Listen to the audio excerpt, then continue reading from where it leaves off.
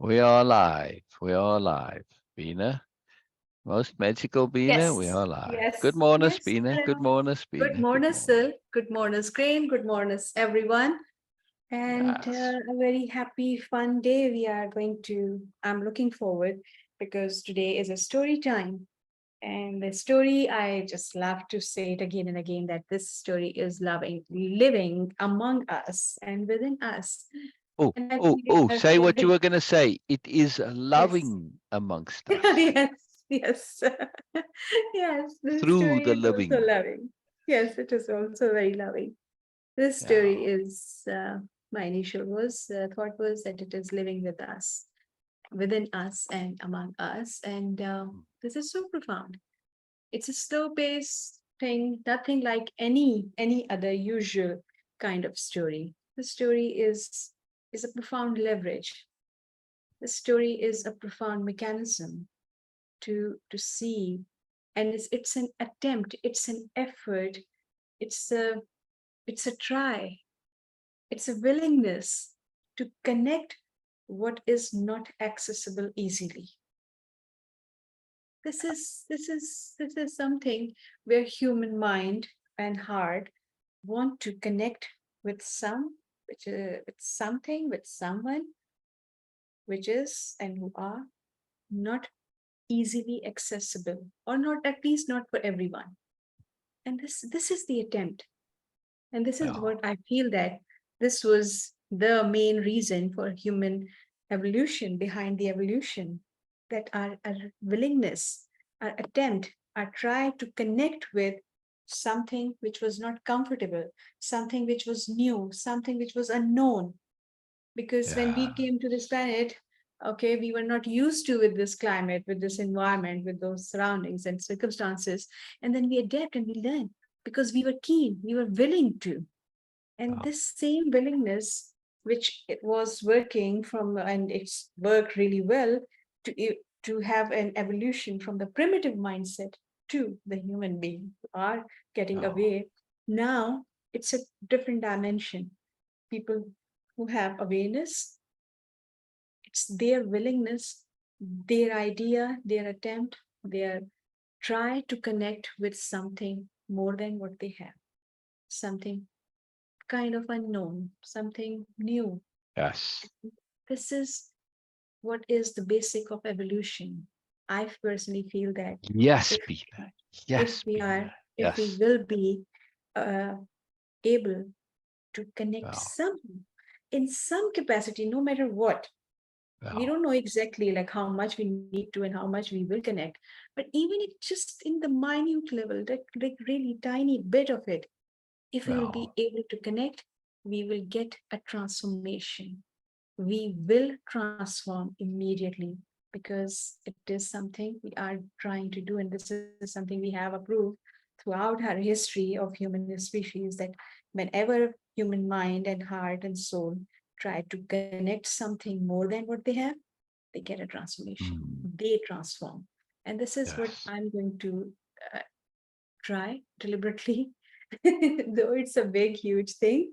But still, who says that? That okay, oh, you cannot try. No one says that. Yes, we can try. Exactly. Whoever is going to qualify and will get this, it's unknown. It's a mystery. But Yes. at least we all qualify for trying. And this is a Yes. big deal that we can try. It's a big deal that even I can try this. Yes. And I want Yes. to try this. And I Yes. want to try this to connect. Yeah. Of course, and the beauty and the charm of this Nobilia living is that there are no rules. There are some disciplines, yes, but there are no Yes. rules. I can create my own rules, and I can create Exactly. own way of being, following some discipline. Discipline is necessary. That's why we have a skin. As Yes. human physical body, we have a skin over our body. Skin is a barrier between us and the outer world. And I Mm. think that it's not a barrier, it's a discipline. This is how this Wow. discipline work. Oh, wow. This is how the discipline actually needs to be. It's not Mm. rules, it is just a discipline that everybody is just Choice. following, vibrating in their own field. That's Yes. it. Yes. Yes. The road less traveled. Yes. This Yes. is this is what we are on. Yes. The Yes. story is about choosing a road less traveled. Yes. Also, it is a path into mourners. And what does it matter when you're on a path to mourners, how far you go? Yes. It matters not at all, because no matter how far you go, it is mourners. It's more than what you had. Yes. Therefore, Yes. trying is it's not in the usual sense of trying that you sort of you can try and not necessarily succeed and you kind of get nothing. No, on the path of mourners, your trying is always rewarded. Always. Yes. Yes. There's no Yes. downside. There's no downside to it whatsoever. This is a most incredible magical thing. Yes. Yes. Yeah. This is the whole heart and soul of the story. It is. It is not only a mourners which appeals to us morally, perhaps even intellectually, but physically, as in the benefits, attitudinally, in terms of our mindset, our awareness, our mourners, all of that. And of course, the mourners of nobleness. To go to these extremes. Yes, they are extremes, but they somewhat attainable extremes. Yes. Just because it's an extreme doesn't mean it's unattainable or unviable or foolish or absurd. No, some extremes are profound. The profound itself is an extreme. The profound itself is an extreme. Yes. Yes. That's a nice quote from Fine, right? Yes. That's a very typical Fine quote there. All right, Fine. Yes. Now, the profound itself is an extreme. You know, we have associations of perception towards the extreme. Typically, the extreme is a distortion, right? And Hmm. unwanted, typically, Hmm. but not always. Sometimes in evolution, the extreme is the very thing that leapt us out of what we were. Take our Say brain. it again, please. Sometimes in evolution, the extreme is the very thing which jumped us out of stasis or dead end, right? Or Hmm. Hmm. continuation of Hmm. non-ideal. Look at the divergence in terms of our evolution from other primates. Yes. Huge. What made that little difference? Some extreme that caused the brain to grow. That extreme of the pursuit of awareness, deliberately, deliberately. This is the difference. There certainly is awareness in primates, but not a deliberate intent to evolve. Okay. Yeah. In other words, You know, the emphasis is still on survival, not on evolution. yes, but you know what? Never feel that in that way before. Though I was aware of it, but I never personally like deeply feel it. That Feel what? we all we all were in the same category. We all were primitive Yeah. in this planet. What was the difference between our willingness, our desire to evolve? Mm, And we were so hyperly active, really hyperly active to yeah. evolve, and also that we grab every opportunity, we make a choice to do that. Yeah.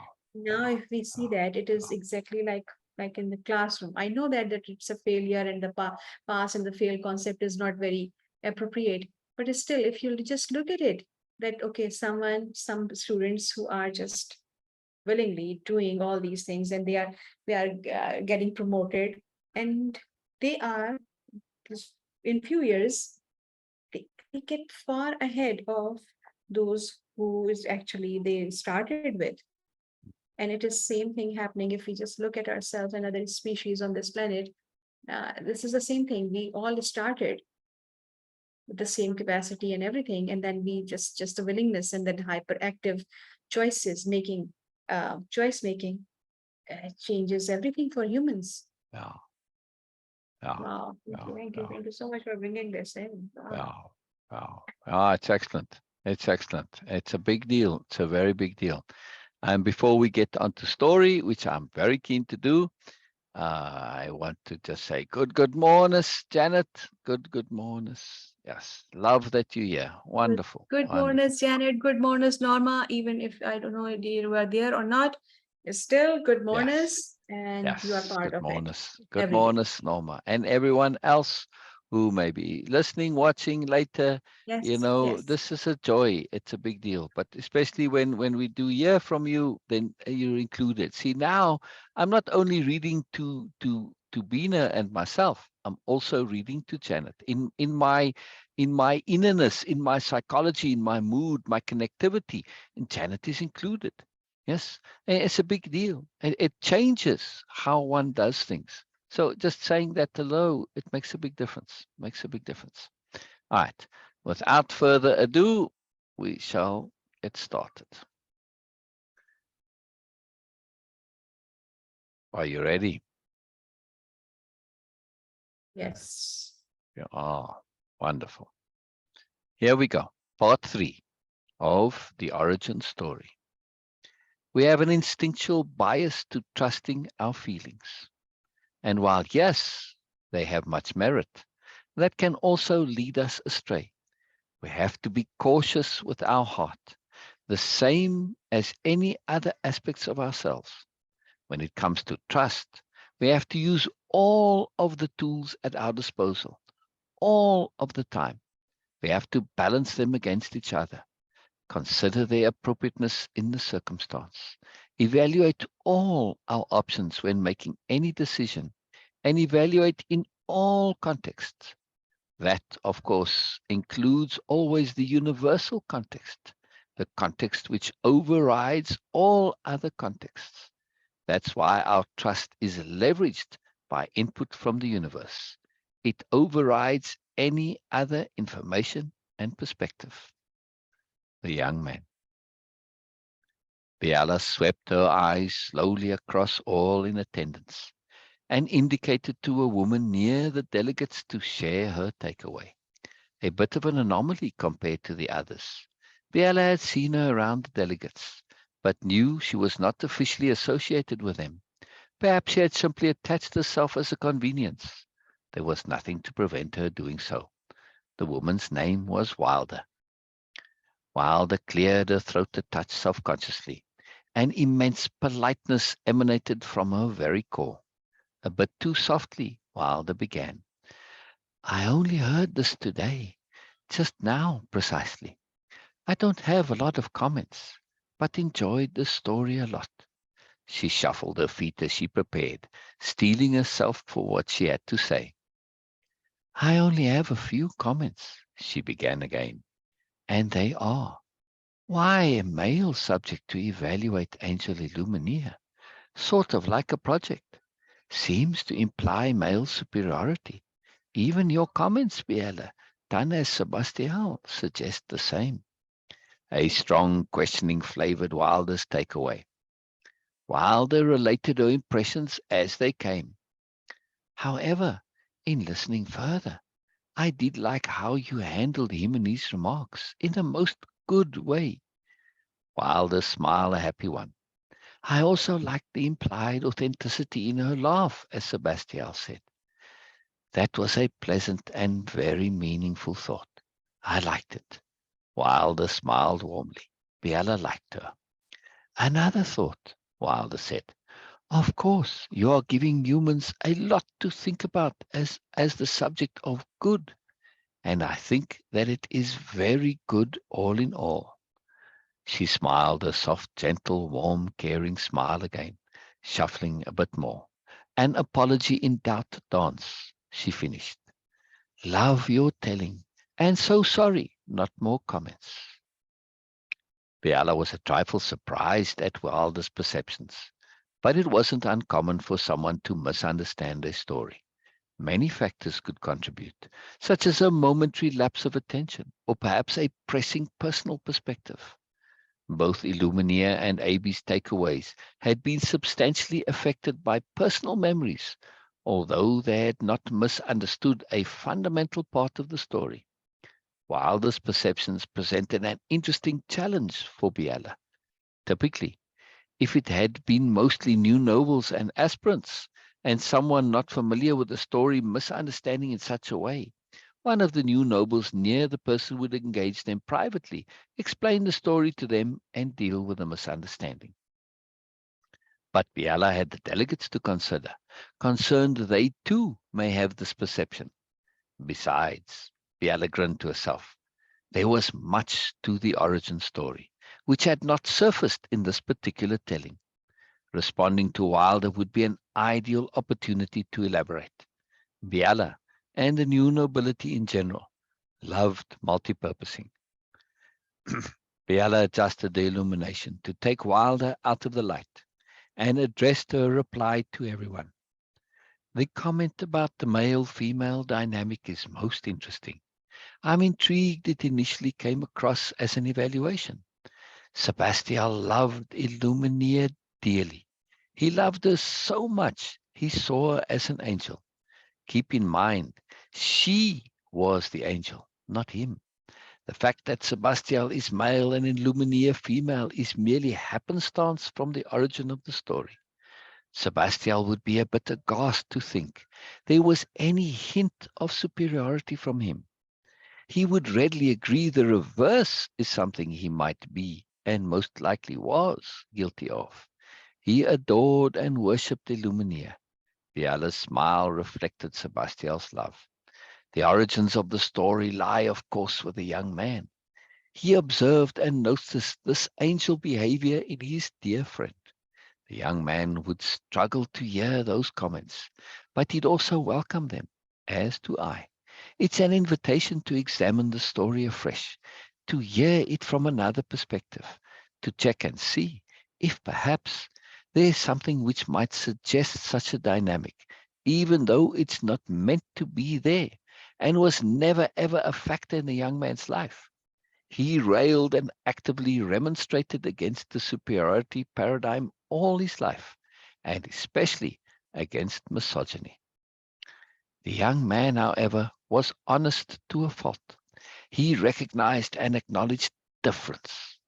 He could not deny what he saw. He was substantially different, not only to his beloved Illuminia, but to everyone he ever met until the point of the writing of the story. He never ever could see it as superiority, however.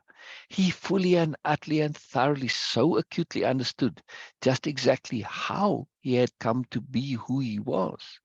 To him, there was absolutely nothing in his development into the unusual and somewhat extraordinary person he was that he could lay claim to, which made him superior.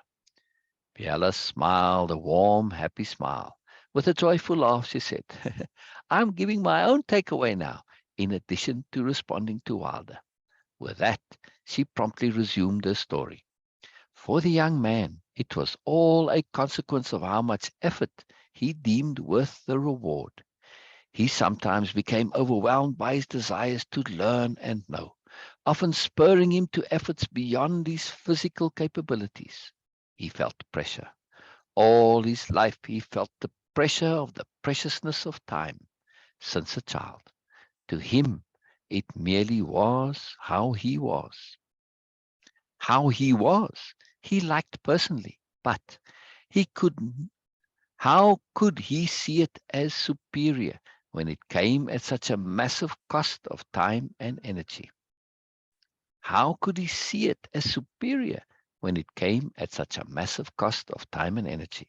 He clearly knew that for most people he had ever known, his way of living was most certainly not recommended. So how could it be superior? He knew it was simply different, one color out of myriads. The young man was a proponent of difference all his life. Repeatedly, he would advocate, celebrate difference.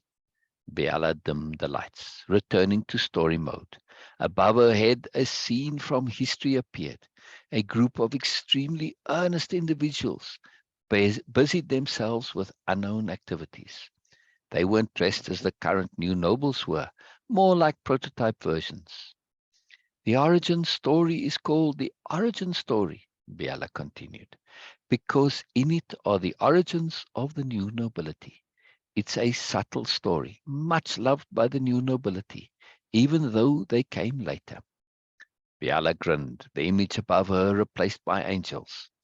Actually, the origin story is not about angels. The new nobility as a whole do not believe in angels. Beala held up a hand to forestall protests from a few of the delegates.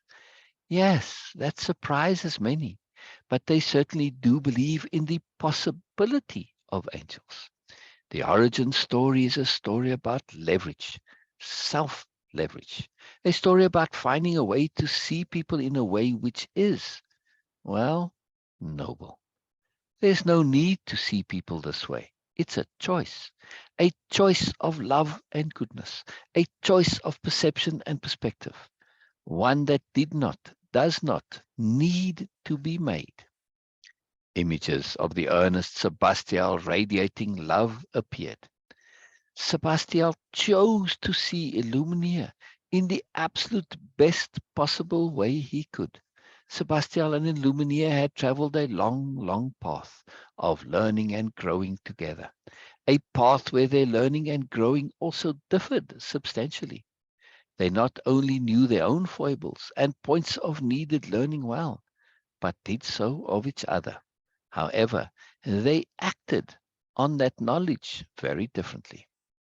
Since this was their focus, and since Sebastial totally and thoroughly understood all too well the power of emphasis, he felt it extremely critical and imperative to find a way in which to perceive Illuminea, which would not lock him into perceiving her in terms of not only her past, but of what she herself also knew she still had to learn.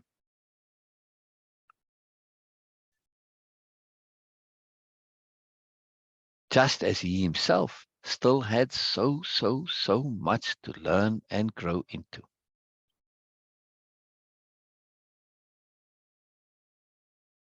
Illuminaeus now showed as a human, a delightful, joyous, noble being.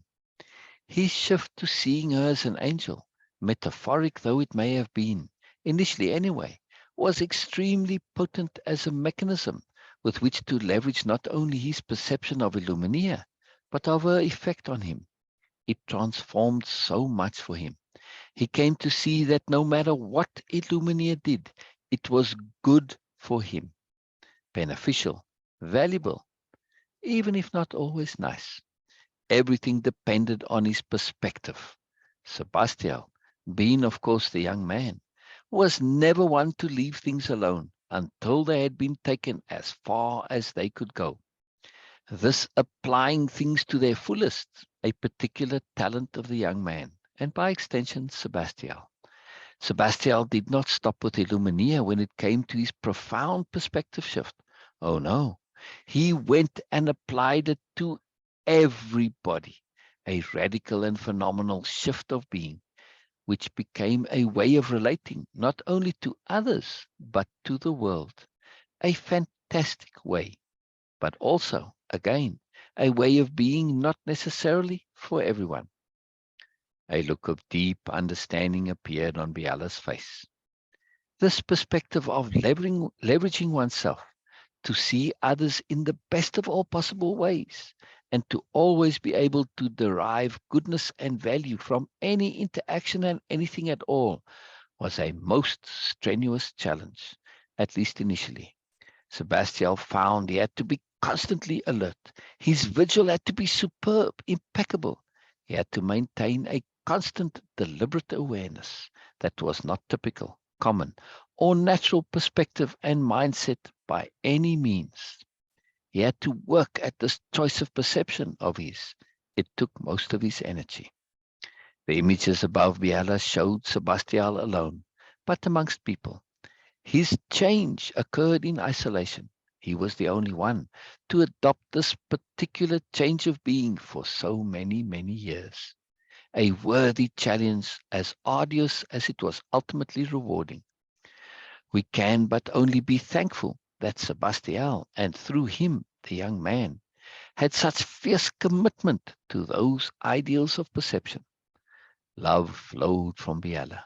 She not only dearly loved the origin story and what it represented, but Sebastian and the young man as well.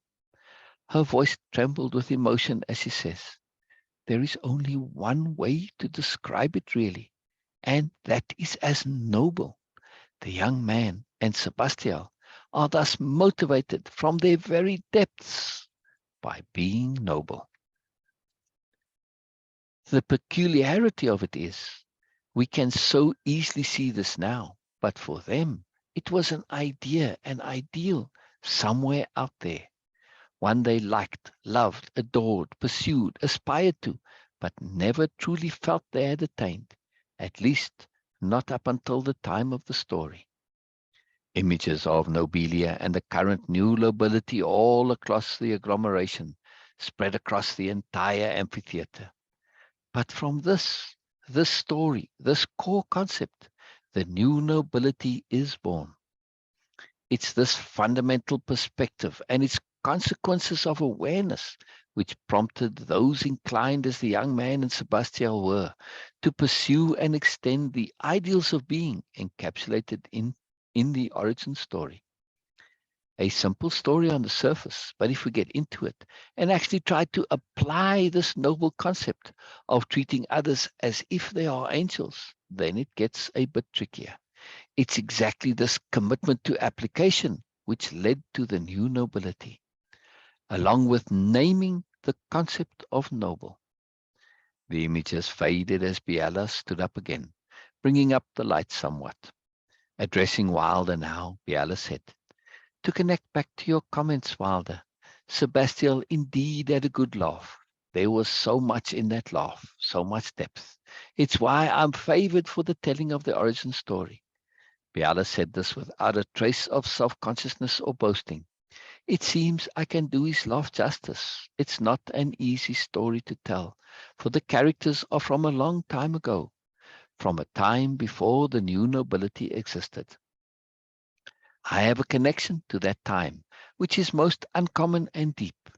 What is commonplace and taken somewhat, not wholly, for granted in the new nobility, was something which had to be fought for by Sebastian and Illumina. They had grown up in hierarchical societies, fought against them, purged themselves of that particular corruption, scrubbed themselves of that poison. Perhaps what you perceived was my over-scrupulous portrayal of Sebastian." Now Biala did blush slightly. "We carry our history, our experiences with us, as Sebastian did his. The understanding of his society, that necessity to live in it, deal with it, and combat that dynamic on a daily basis is most certainly in him. I can only say, it's most excellent you picked up on this and queried it. I thank you profoundly for that. It's for precisely this scrutiny and checking the new nobility so dearly love the takeaway system. It keeps us accurate. It reminds us to check and taps our perception to never assume, engendering a facility for delving into sometimes overlooked nuance which, of course, always contains more." "There's always more," the group chorused, many joining them in the now fast-spreading refrain, as Biala brought the lights up a bit more, adding, "It's in that more the essence of dealing with goodness lies, the essence of nobility, of the new nobility." Joy and love radiated from her, as she seemed to be quoting from long ago. End part 3.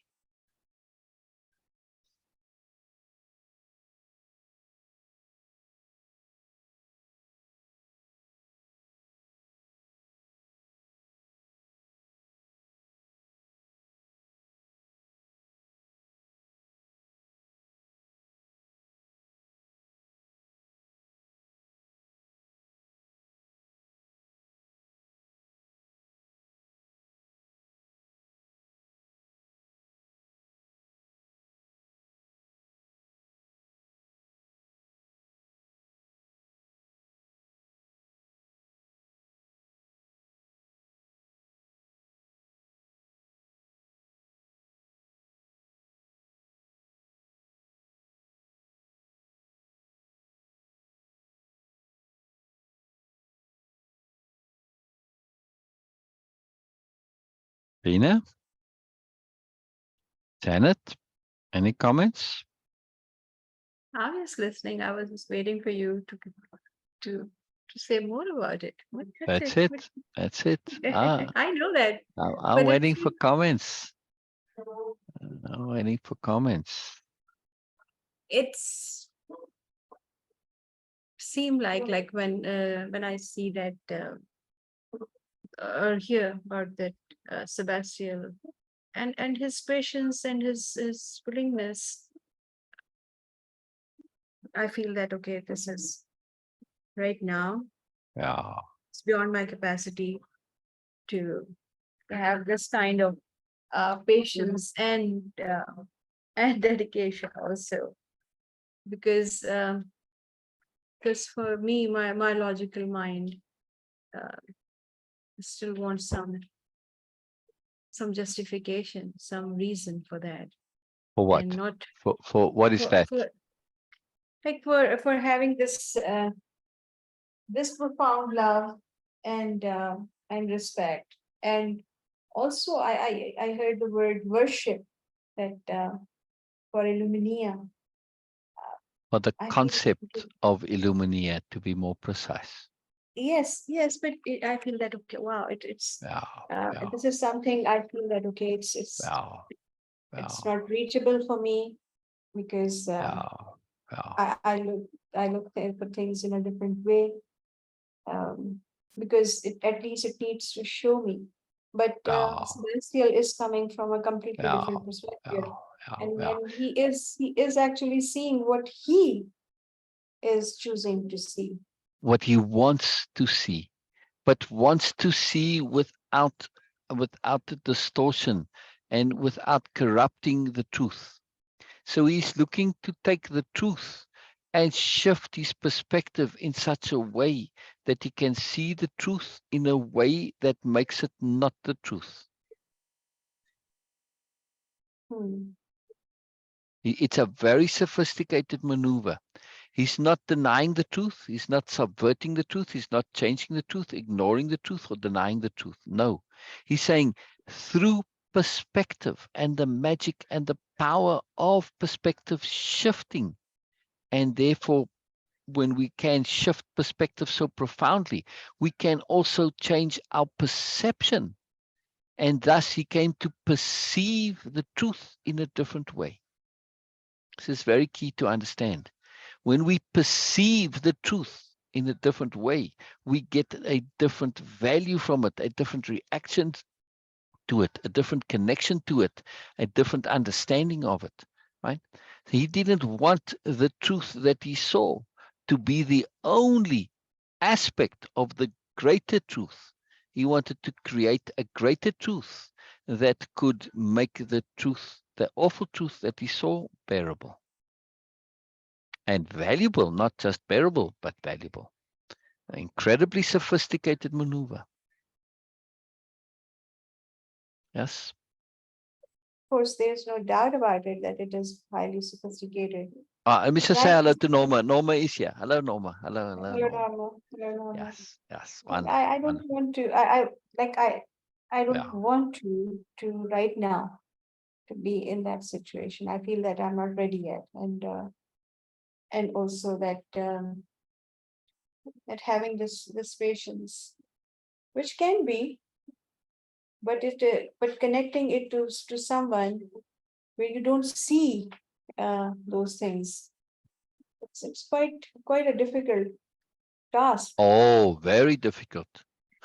Very And difficult. I feel that okay, Yeah, yeah, no, I'm not yeah, ready. yeah, I'm not yeah, ready yet. yeah, But yeah, it is, of course, either yeah, way, it is good because yeah, if you can do and if you want to do or not, in both yes, cases, this story is providing us the perspective, the possibilities of it. yeah, So we yeah, can choose that, okay, do we yeah, really need to do this or not?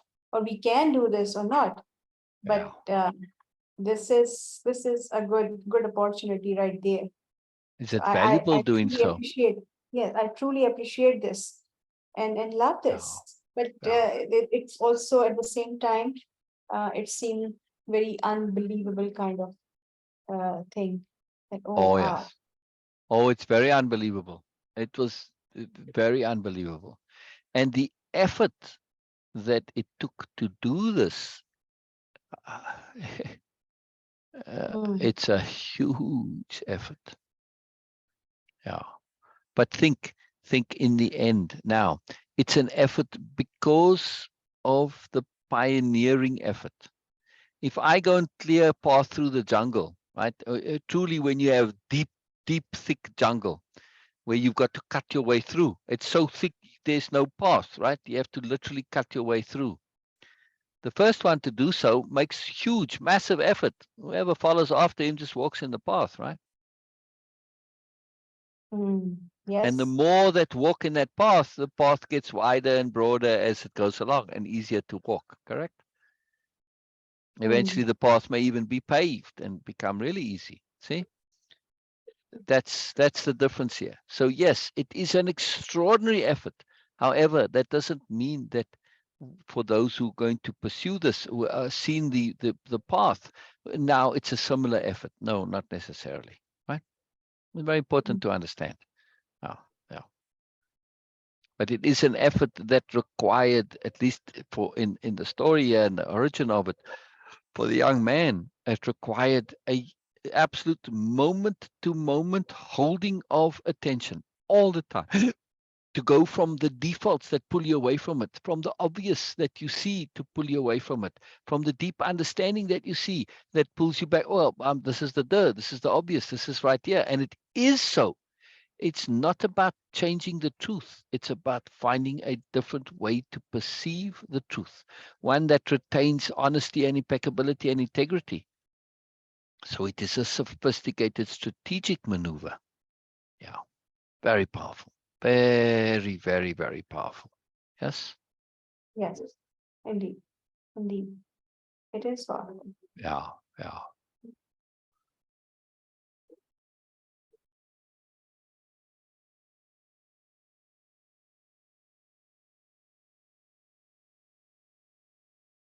You are here, Norma. You commented. You commented. I don't know, somewhere you don't think you with us, but you are with us.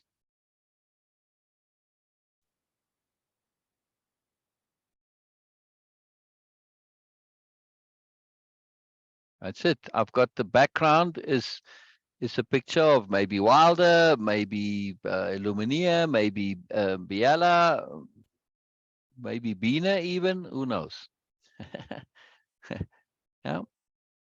It's a beautiful picture. Yes. Yes. It captures that mood that I want of all of those factors, right?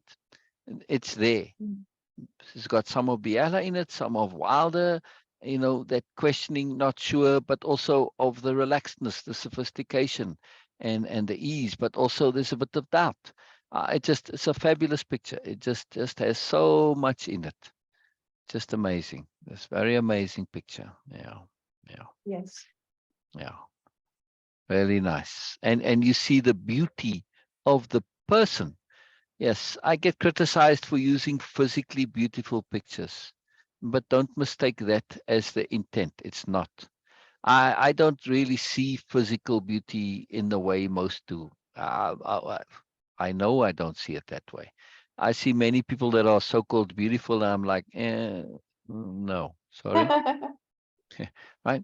And at the same time, I see what others might see as even ugly as thoroughly beautiful to me because I see the person. I can't help it. I've been doing this every single moment of my life since I was a boy, right? So it's totally intrinsic. I see the past the surface. I see past the doubts, past the even ideas of themselves that people have to that deep mourners inside.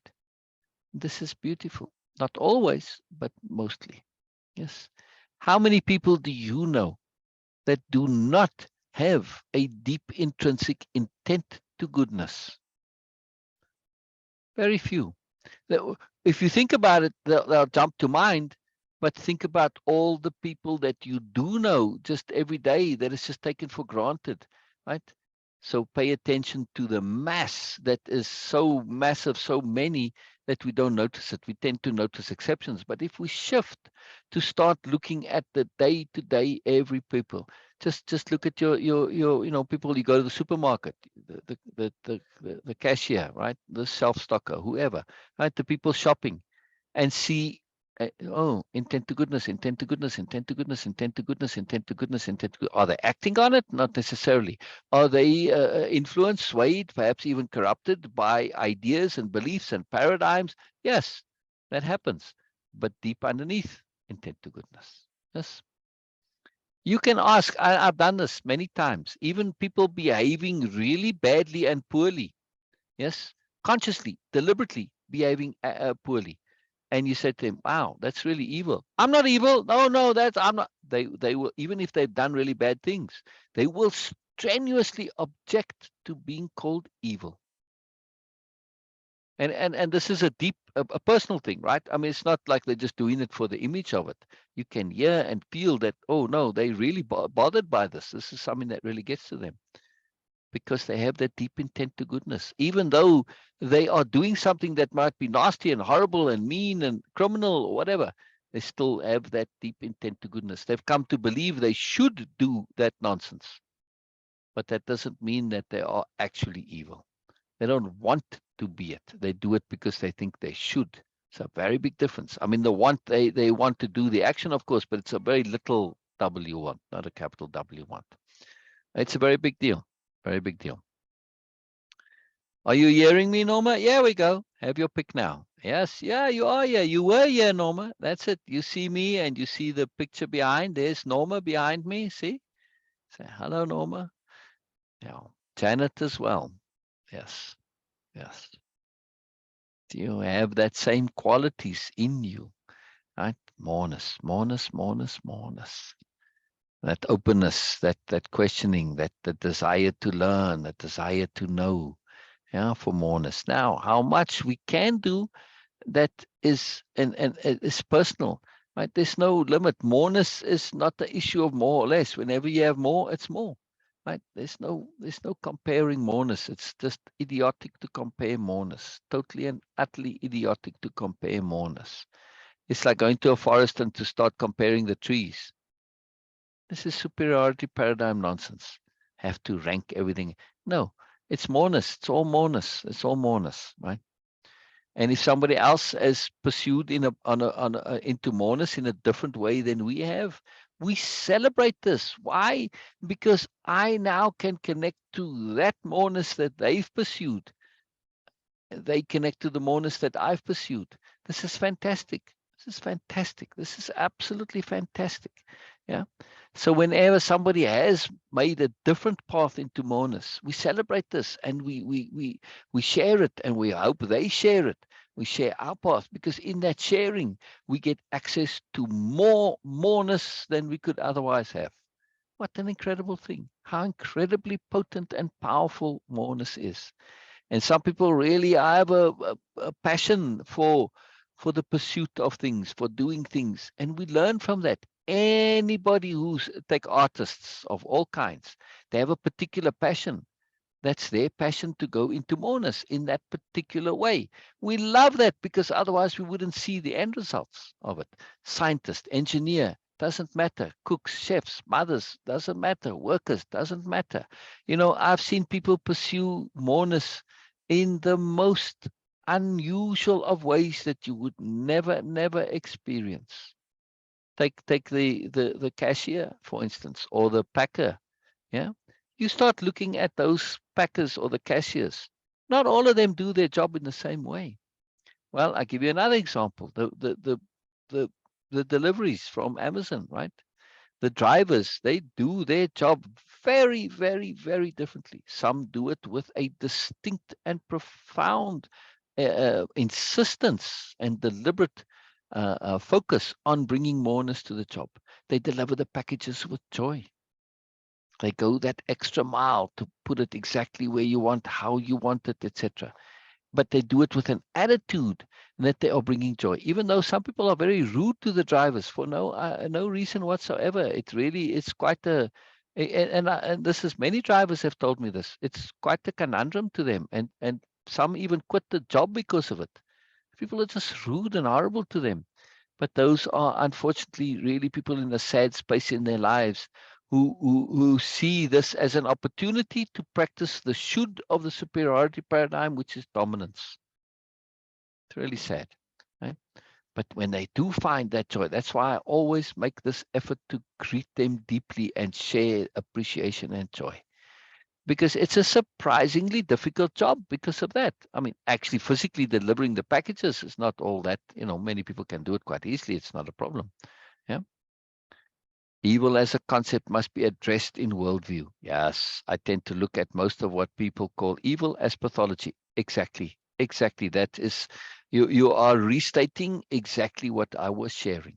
It is a pathology, not an intrinsicness, not a choice, but a pathology. Correct. It's something that comes to them. Do we love the mourners of trees or each one we see? Yes. Again, why do we have to rank trees? It's absurd to look at a forest and say, "Oh, there's the nicest tree. That's the worst one, and this and the nicest one, and this is the worst." Why do this? This is hierarchy thinking. This is superior paradigm thinking. Can we not enjoy them all? When I suddenly start ranking things, now I only enjoy the best one, or maybe the ones up near the top, and the rest are like, and then there's bad ones. What a waste. No, the new nobility say we are going to enjoy all of those trees. They all have mourners. They all are mourners. Why do we want to waste enjoyment? It's foolish. Right? This is what the superiority paradigm does. Now, by ranking things and grading things, you change how much you relate and like them. Yeah, this point of pathology, evil as a pathology, is a very deep point. Also, from the new nobility point of view, Joseph, it may be it very well may be that intrinsic evil does exist. However, the new nobility are not blind to this possibility. They've yet not actually truly experienced it. They see it all as a pathology, as an unnecessariness. Yes, thus, and something that could potentially be remedied. Now, some pathologies, some diseases aren't curable at at this point in time. That doesn't mean that we are going to insist they are not curable forever, right? I mean, many diseases which were considered incurable in the past now are quite easily so. Yes, um, or relatively easily. Do you remember when the AIDS epidemic first came out? And it was so terrible because there was no cure. Once you got AIDS, you had it for life. Yes. And people died left, right, and center. In South Africa, where I'm originally from, for those who don't know, not that I'm South African. No, it's just where I originated. But that doesn't make me South African, by the way. I'm very untypically South African.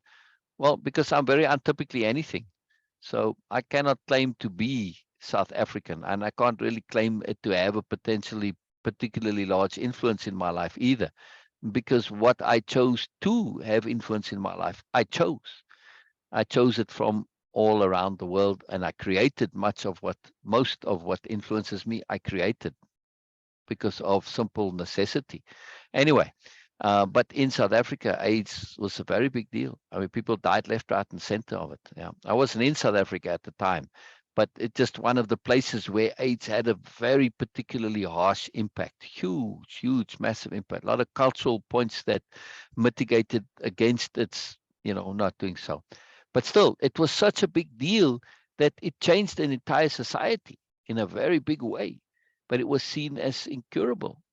Now there are ways to alleviate the symptoms. You still technically have AIDS, but there's treatments that make it as if you do not have.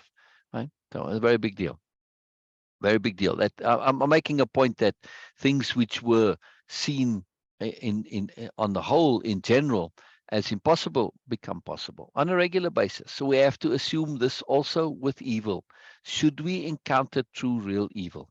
I personally feel that real, true, absolute evil cannot exist from a pure theoretical, logical point of view. Why? Because that evil, if it was 100%, it would have to also hate itself. If we take evil to be hate and destruction, it would have to include itself, because everything, and therefore it would self-destruct, it would implode. If it sees the maintenance of itself as a good, there is some good in it. At least one point of good, see?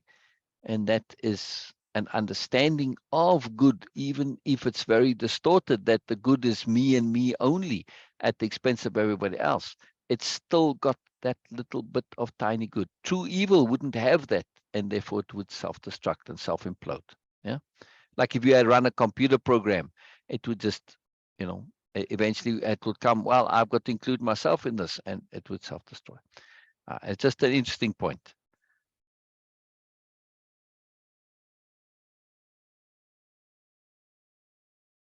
I'm thinking more, Joseph says, I'm thinking more about pathology of experience, trauma. To be indigenous in 2000 is still traumatic, as in South Africa, as other places. I feel that's a choice, Joseph. I know it's controversial for me to say so, but I definitely feel it's a choice. It's not a necessity for it to be traumatic. It's a choice. Because I certainly do know indigenous people that aren't traumatized. It's not automatically so. It may be generally so, but not automatically so. And this not only applies to maybe equal necessaries to survival. You mean equal that there's evil and good, Norma? Joseph, I see this in every aspect of society. Now, the pathology of experience and trauma, it varies from culture to culture, society to society. In some societies, for instance, being worried is intrinsic to the culture. It's built into it. But yet I know people who are not, even though the majority are, right? Or you could say people go to therapy as a matter of course. And it's like, well, duh, doesn't everybody go to therapy? You say, well, no, well, they should. Again, well, no.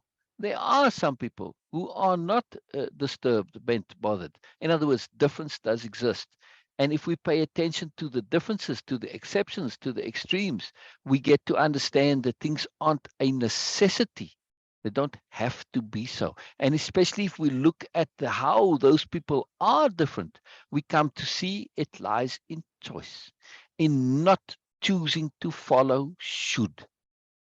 Much of our pathologies come simply from subscribing to should. We should be worried. We should be anxious. We should be petty. We should be nasty. We should be mean. Should be lots of things, right? So much of our pathologies, our problems come from a subscription to should. Yes. When you look at, for instance, children who grow up in cults, right? Take white supremacy cults or environments, kids that grow up into that. They think hating others, I'm particularly taking white supremacy, but I've seen this in black supremacy cultures too, right? White supremacy is not the only supremacy culture, it's not by any means, yes? So whether it's a white or black supremacy, in a supremacy culture, to see others that are not the same as you as lesser is considered right and appropriate and good. And children grow up doing, well, but that's just how it is. This is what you're supposed to do. But not all of them. I have seen children that say, no, sorry, this doesn't make any sense. This is no good. And they rebel against the society. Now, some of them actively do so and live miserable lives, and others find more strategic ways of doing it and eventually just say, sorry, I'm just not going to be a part of this nonsense and leave. Right? So there's much choice involved. Much, much, much, much, much choice. Much choice. That's the key. Just because something is generally so doesn't mean it has to be so. It's a fine logical distinction, but we easily confuse those two. Simply because it's so 99% of the time, at least in our perception, doesn't mean it's so 100% of the time. Furthermore, I also know from deep, deep personal experience and from connecting to many, many, many, many people who share a similar thing. What we perceive on the outside is not necessarily what's going on the inside. So we could be in a society, for instance, let's say I'm in that racist society where of whatever color, stripe, nationality, and you find them all across the world, right? We find superiority, hierarchy, paradigms, and societies. This has been going on forever, right? I mean, the Greeks thought they were the bomb. The Romans thought they were the bomb. The Asians, the Syrians, the Chinese, the Japanese, who knows? Everybody, right? Pretty much, right? This is a very universal thing. Unfortunately, in some way or another, they feel themselves superior to anybody else, right? Um, and this is a problem. However, when you go inside those societies, you see many who internally are completely averse to this, but externally will conform and appear to be part of the society. They have to do so for survival. But if you read their journals, their writings, whatever, their private lives, and if you talk to people privately, you see, no, sorry, I don't buy into this. I don't subscribe to this. You can see it within families even, where they behave relatively the way the family expects things to be. But privately, they're very, very, very, very different. Hello back, Beena. Hello back, Beena. Yeah, yeah. Or perception of both. Yes, yes. But, I do feel that there's this perception of good and evil. But does the universe accept all? I think both sides necessary, although hard to understand. I don't think that evil is a necessity. This is the whole concept and philosophy of mourners. It's a choice. It's not a necessity. There's the necessity of choice. Yes, it's necessary that it exists as an option, but it's not necessary that we choose it. That absolutely not. But we have to have that choice, because if we don't have the choice to make mistakes, if we're not free to make mistakes, then we're not truly free.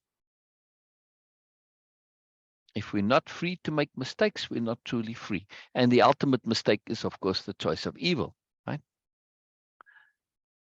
Yes, yes, yes. The choice is there, but it is incredibly hard when you have trauma in childhood. Yes, absolutely, Joseph. Absolutely. Yes, yes. Childhood trauma, it can be particularly difficult to overcome and deal with, but it can be. It can be. What is a judgment, Norma? Yes, good and evil is absolutely a judgment, and it's a very necessary judgment. This is why this whole anti-judgment nonsense is, from my perspective, complete nonsense. If you stop judging, you become immoral. It is the very fact that we do judge that makes us moral. The determination of what is good and bad is what morality is all about. It's what deliberate living is all about. I choose. It's what mourners is all about. Goodness. I choose goodness. If you didn't choose goodness, in other words, if there was no judgment as to what is good and bad, then you're just a robot. Yes, you may be doing things that are good, but does it actually make it truly good? No, it's just doing it mindlessly, right? It's the choice that makes it truly good, the deliberate activity, and that means judgment. Judgment is deliberation. It is deliberately choosing. There's no judgment, cannot live. It's an absurdity. The thing where people saying, oh, don't judge, what they really mean is, don't judge me. Very different thing. That's what they're really saying. Don't judge me, because I know I'm indulging. I know I do nonsense that I shouldn't do. According to me, I shouldn't do, but I do it anyway. Yeah.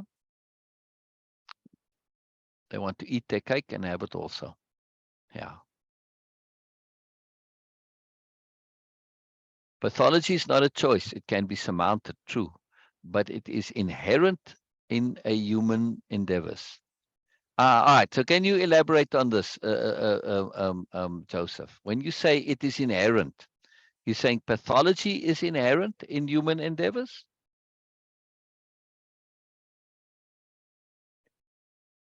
I'm a vegan because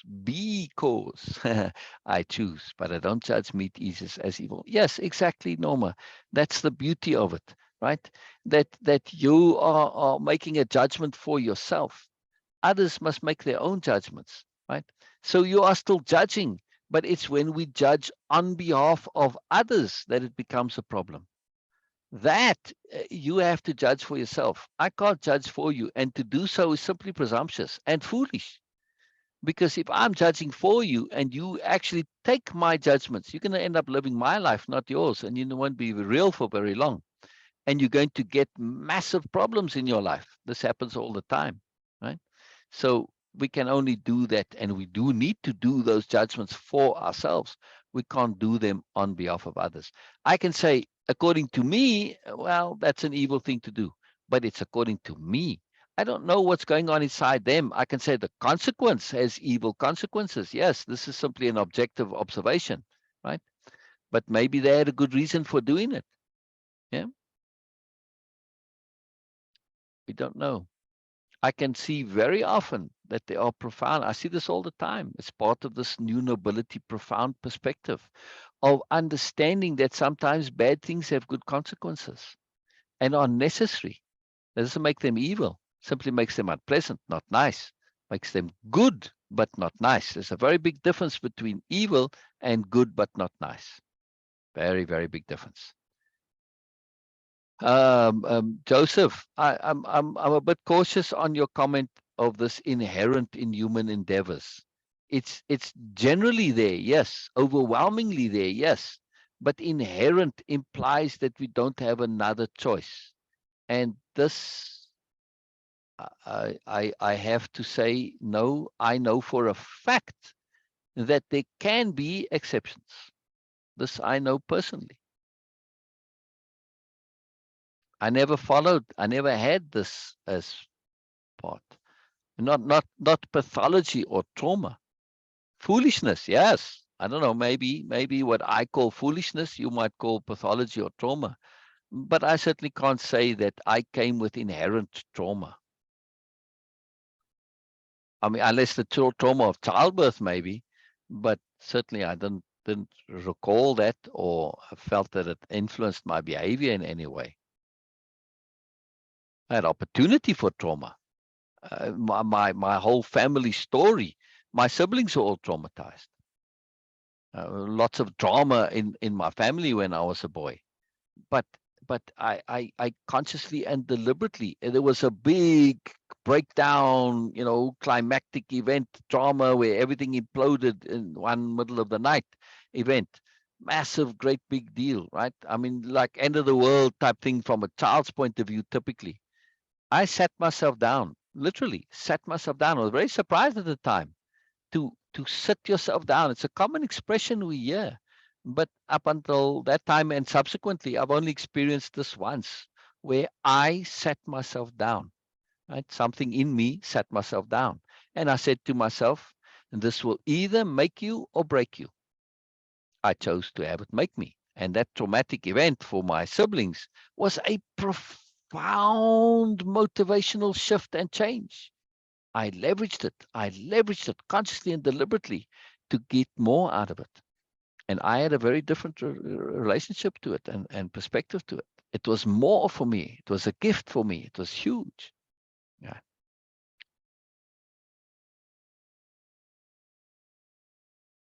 Yes, Joseph, it is our world, but I want to make the distinction here that simply because it is generally so, and when we say it is our world, that by implication means the general perspective.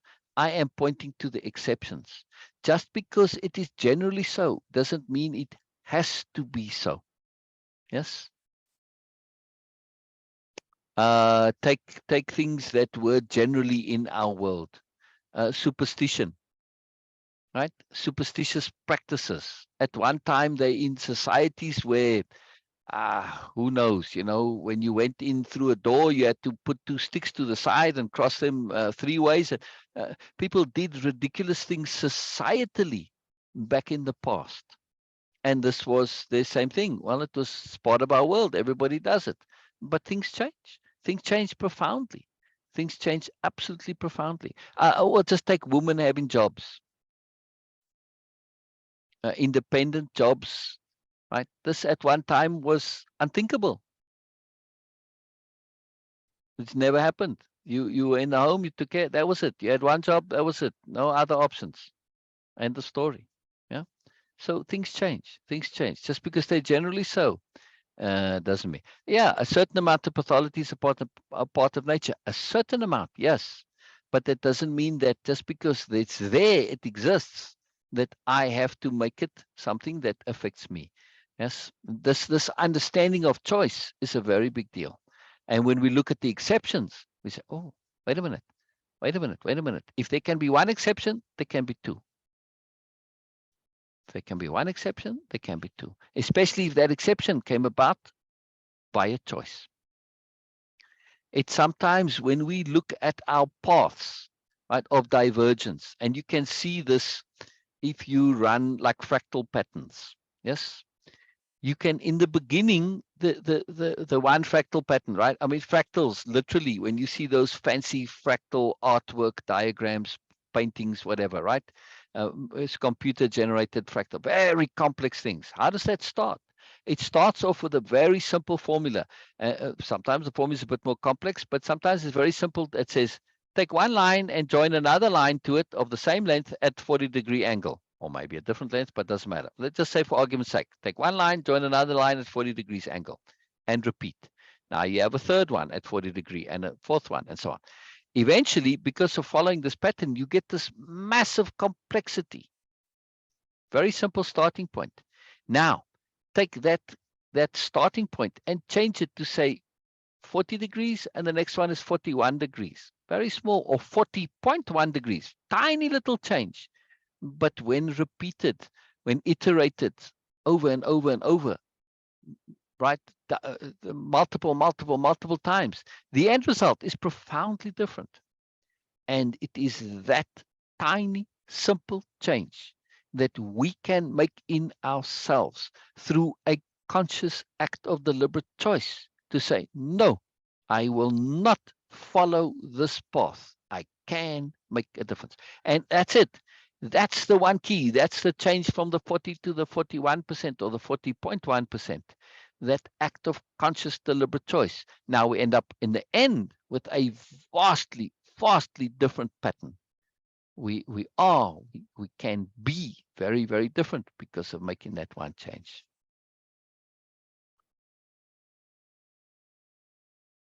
The new nobles, not nobles, new nobles, please, Joseph. I will emphasize that every time. Right? It's very important, because the new nobility has nothing to do with the old nobility, and that if we don't make the distinction, it's very easy to make that confusion. So yes, if the healing of psychological pathology isn't addressed, it is addressed, absolutely. The whole way of impeccability that underlies the new nobility culture is a most incredibly sophisticated way of dealing with pathology. They go even further. The way of impeccability is not even the starting point. The starting points are the psychology of the superiority paradigm. This is a big, massive part of what they do. The three cores that lead to right, that are the foundation that get to the new nobility. One is the psychology of the superiority paradigm. The second is capital H hearing. And the third is way of impeccability. Now, how do those three cores address the psychological pathology? They address it most profoundly, very, very deeply. First of all, you start with the psychology of the superiority paradigm. This lets you understand the pathology, right? Capital H hearing is a way of dealing with it and treating with it so that there can be an unhooking from it, an understanding of the other, right? So now you are addressing how to deal with and address and remedy. But now you say, well, we can understand the trauma, but if I understand my trauma, and this is a very, very, very important point to understand. If I understand my problem, my trauma, understanding isn't enough. Because if I say, oh, I see the negative and I now understand this negative, like I understand that I've got debt and I'm acutely aware that I've got debt and I'm making an effort to undo my debt. I pay off all my debts. What happens? I'm at zero. I don't have wealth. I just have zero, right? So paying off my debt, dealing with my trauma, doesn't mean I have a way of living that is one that I wish to have. I simply end up in a space of nothing. And this is a deep problem when people deal with their problems and their trauma, right? They end up in a space where they don't have a replacement. They just have the absence of their problem. What do we do as human beings? We need a way of being. We need a way of living. And when there's nothing, we can't live a nothing. And this is why we seek regression. When people do successfully face and confront their traumas, if they don't have a way of living that can replace it, that's a mourners. That zero becomes untenable. They cannot do it. So they regress to what they knew before. Better the devil you know than the one you don't know. We cannot live a nothing, so we go back to doing what is familiar. Yeah, very important point. All right, so this is where way of impeccability comes from. Superiority paradigm says, here's the trauma, here's the problem, this is what it is. Capital H hearing is a way of undoing it, connecting to it, understanding it, moving it to mourners, right? Shifting, undoing it, remedying it. However, connecting, remedying, undoing it doesn't mean that I now have a replacement. Way of impeccability is that replacement. Now, way of impeccability is more than enough. The new nobility path, this is choice, this is predilection, this is not a necessity. This is saying, hey, I want to be an Olympic athlete. It's the equivalence of saying, I want to try and aspire to be a new noble, right? It's the same thing. It's a path of choice, of personal, deliberate choice. It's not for everybody. It's not needed to be for everybody. It's a bonus. It's like not everybody needs to go and be Olympic athletes. Just because many are, it doesn't imply I have to be also. No, I don't have to be an artist. I don't have to be a musician. I don't have to be an engineer, scientist. I don't have to be anything, right? It's your choice what you want to be. If you want to pursue an extreme path, specialization, it's all about effort versus reward.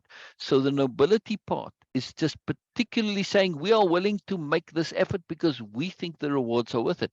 We think so. For you, the efforts are different. You want to be the reward of getting a gold medal is worth it to you. Wonderful. It's not worth it to me. I was like, that effort, oh my goodness, no, sorry, not for me. Right. So it's all about choice. All about choice. Yes, yes, yes. Yeah.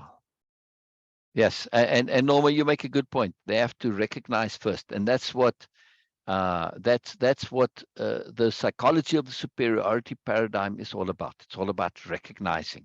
Yes, and capital H hearing are tools with which to recognize, to be able to recognize without being consumed by our recognition. Right? It gives us that distance, that perspective, to be able to recognize and then open us up to remedying, to dealing, to undoing. But undoing a negative simply leads us to zero. We have to be very, very, very acutely aware of understanding this, right? To undo, to cancel a negative simply gives us back to zero. We need as well, in addition, we need to add in the addition of the positive by way of a positive replacement. Simply fixing your problems will just leave you with no problems. And well, I got no problems, but that doesn't necessarily mean that was my old way of living was problematic. I've now removed the problem, which has also removed my old way of living. I now have nothing. And this is a deep, deep, deep problem. And it's a big flaw of traditional psychotherapy. Psychotherapists can't give life advice. So this is the problem. And it's why in psychotherapy, traditionally, people go and they're there for years for their lives because they keep not having a replacement and they keep regressing, right? It's a very deep problem. And how to address judgmentalism while living in repressive cultures. For example, I'm guessing Beena lives in a misogynistic culture. She can not buy into it. She may transcend it in her own mind, but today she has to go outside. She has to deal with it. You address this, Beena. Yes, the culture is like that. That we have some limitations, but also we have tremendous advantages. We Mm, still enjoy that without making it a big deal for the other world. Like it's still, if I have to pay my bill, I can just go and say that, okay, yes, I'm standing here and I'm just going to do that. No matter if 50 people are in the queue to pay their bills, because I'm a woman, so I will definitely get a privilege. And I will Huh. just say, okay, yes. And they will just take my bills immediately. In every queue, women always have priority. In public transport, we have a separate compartment. If the male compartment is empty and they have empty seat, I can go and sit there. No one can sit next to me. No one, no matter how many men are just crushing each other and they're standing, they're not going to sit next to me. It's like duh. Mm. Also, that okay, whenever people see that okay, a woman is carrying a weight, they always just come and lift. No question Yeah. about it. A lot of other also advantages which I do enjoy just because I live in this misogynist environment, because they feel that okay, I need some protection, I need some comfort, I need to be protected, I need to be safe, which they have their superiority Yeah. also in their mind. Yeah. But Yeah. also I cannot deny that how many advantages I am getting from that. Because there's also respect as part of that culture. Exactly. Even If though there is superiority, yes, there's also a deep respect, right? exactly, we have that. Which doesn't make it I was truly working, misogynistic. yes, when I was working at Arts Council, my boss, he was famous that he never take care of anyone. Even an 80-year-old woman, oh, he's always like, okay, yes. But he was taking care of me. He literally bite his tongue physically. People saw him because he say, I don't want to use bad words in front of Beena. Who was I? He was just doing it out of respect. And it is not limited to me only. Yes, people do care also. But we also have a very severe discrimination. It still exists. But where it is not, I was super shocked when I got the real idea of a uh, um, super wife. Yes, that was a concept. One of my friends says that, and it was like, wow. So she is the one who go out and do the job and earn money, and of course invest her money also into everything, building home and all these things. And on top of that, she's the one who is responsible of cooking and washing and doing all those things. And also on top of that, she has to tolerate the behavior of her in-laws. And I was like, oh, I thought that this is limited only to those women who just enjoy sitting at home doing nothing. So then, okay, yeah, there are some consequences they have to pay.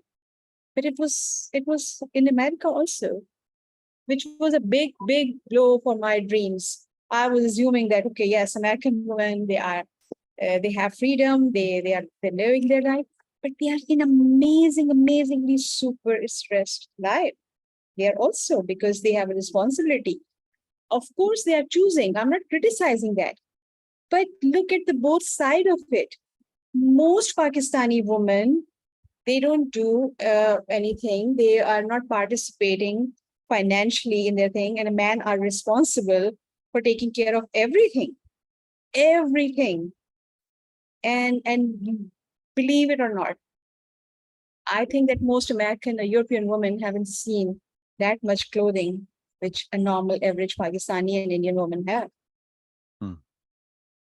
There are other advantages. I'm not saying that, okay, I'm not glorifying this. But what I'm saying is there's always a different perspective to things. There's always more. There's always more. Exactly. Yes. I live in a society, yes, okay, because I have a limited exposure to this discrimination because I live in Karachi, which is a different city. It's a cosmopolitan city.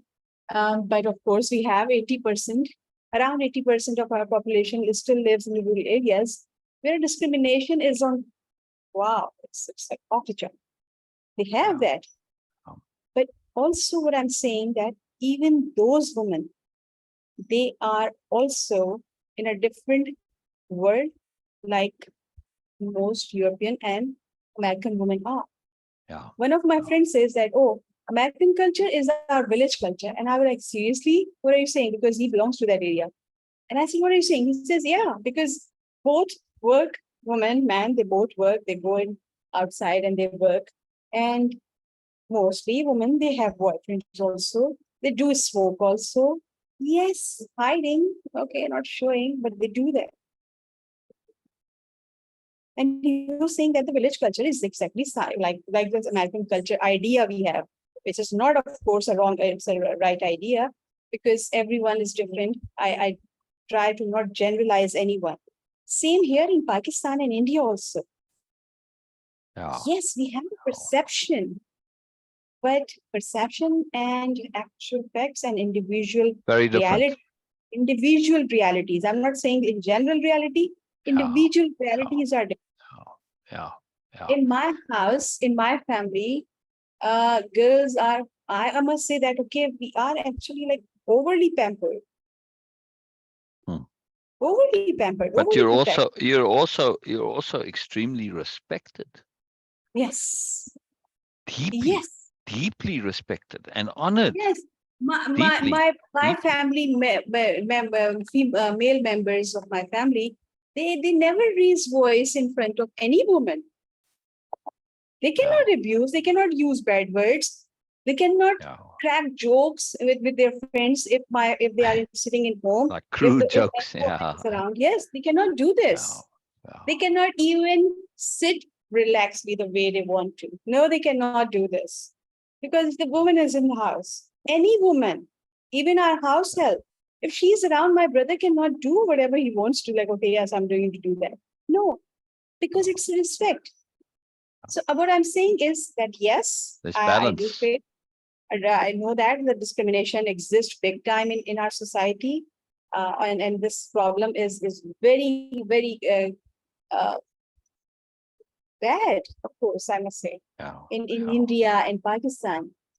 But sometimes what I see and I feel personally, which could be totally wrong, that the cosmetics can be different. Yes. Actual effects actually exist everywhere. It's all about who you are individually as a human being. I saw many American men, like they are extremely respectful, at least with me they are. I don't know with other women, but they are very respectful. They are very caring. They are very loving. I know many European men and American men, and of course some Indian also. It's about, of course, it's about how I interact with them. Because for me, I always say that I have a very positive male perspective in my life. In my life, male concept is very positive. They are always there. They are very respectful. They are very caring. They are very loving. They are very giving. So for me, it's a yes, I can be an individual who is just, okay, rare. You can see that. And one can say, of course, not only you, Joseph, but or other people also. But I do have a very positive male impression in my life from childhood till now.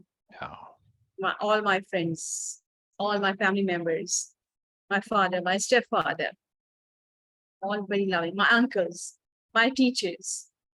And I believe that it depends on that, okay, how you are also interacting with them. I always say about the narcissist, and also the BMN term still have that I'm not accusing anyone, including myself, but I'm just saying that we being so sensitive about these things, we cue other people that trigger their narcissist side inside them. Yes, we have to be very careful of that. We have to be very careful of that. About this. Sometimes we do that. And this is the victim, the dark side of victim mindset. Yes. Yes. Victims invite aggression. Women, I have seen many women playing woman card. If you ever just closely observe some videos from India and Pakistan, that women are protesting for women rights. Have you ever observed them? Their clothing, their glasses, their handbags, their makeups, their hairdos, where they are actually standing, how they are getting this opportunity to be in front of camera, how they are traveling. So many things to observe. I'm not saying that it's entirely wrong. No, yes, it exists, and it is very much deeply rooted in the culture and society. But the ratio, the exaggeration also exists. Media and of course other people. Whoever shouts and screams loudly, people notice them more. Yes. It's a sad reality, but this is what happened. Women always have this weapon. We have that. I can just say that, oh yes, oh he was shouting, oh he was doing this. And by default, I will get sympathy. By default, I will get my favors from other It people. can be abused, is what you're saying, in other words. Exactly. Yes. Yes. Both So sides. Both sides. This is what I'm saying. It's unfair. It's unfair to blame and to paint everyone equally. Yes. This is my side. And Whenever there's a victim is coming, we need to look from the other side also, which is very hard and difficult to do that.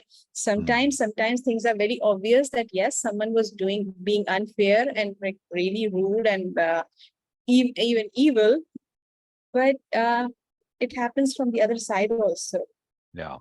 And as women, I can share a lot of other things, like if people say that, oh, you cannot call me overly sensitive, but I can be overly sensitive according to my standards, according to my own standards of sanity, of being sober, of being balanced. I can be overly sensitive.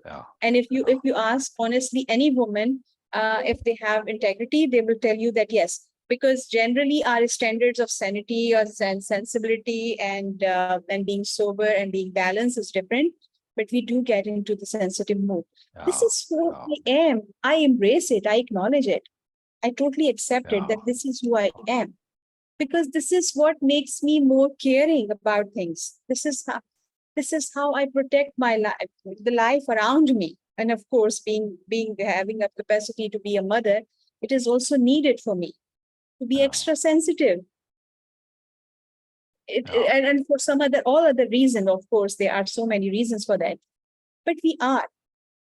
And we are completely different species, though we are same, but also we are different species.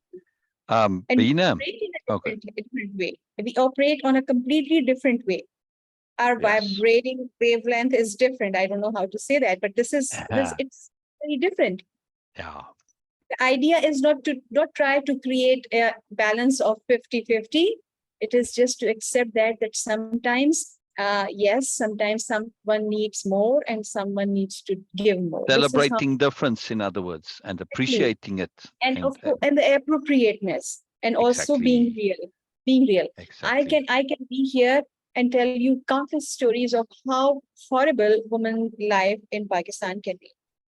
I could tell you, and they exist. I would not be lying.